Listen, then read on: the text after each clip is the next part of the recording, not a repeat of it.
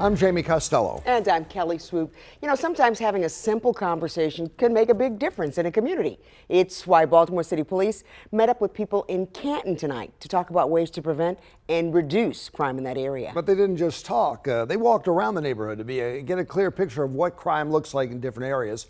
WMAR 2 News' Janae Wright joined the conversation. And what was the hot topic, Janae? Well, the main question these neighbors had for police officers was, what can people do to prevent crime? It's a question that led to a few ideas to improve the quality of the neighborhood. Crime is up, the carjackings, the robberies. We've had a murder like 2 blocks from our house. And it's very concerning. Joe Freund says those are some of the reasons he came out to the community walk with Baltimore City Police. He has been living in Canton for 35 years, and he says over time the crime has gotten worse. In fact, just 2 weeks ago, people were breaking into cars, stealing airbags from the steering wheels. Police say the crooks sell the airbags for hundreds of dollars. Pat Fava says with the increase of crime, there is a decrease in people living in the community. It really seems like crime gets people to move outside of the city. And a city with a shrinking population is not a good city. What we really want to have is more people come to the city, build that tax base.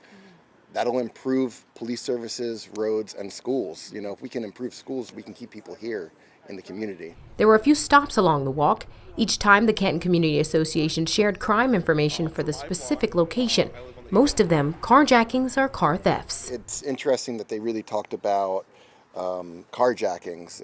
I was at the District 1 debate the other day, and one of the candidates was saying that the problem can be solved from the manufacturers just giving the clubs like they're doing.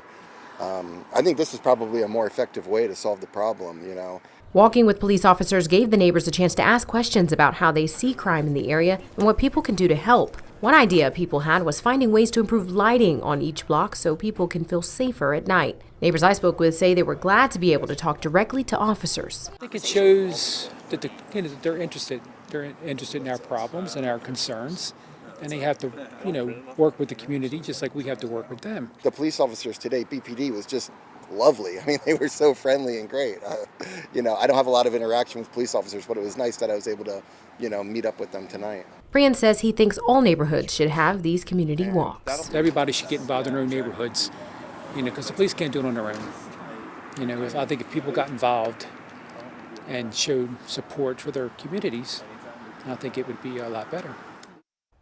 And the Canton Community Association plans to have another community walk with police to continue this conversation. And the officers encourage people in Canton to go to the Southeast District Commanders meeting, which is every 4th Wednesday of the month, to talk about preventing crime.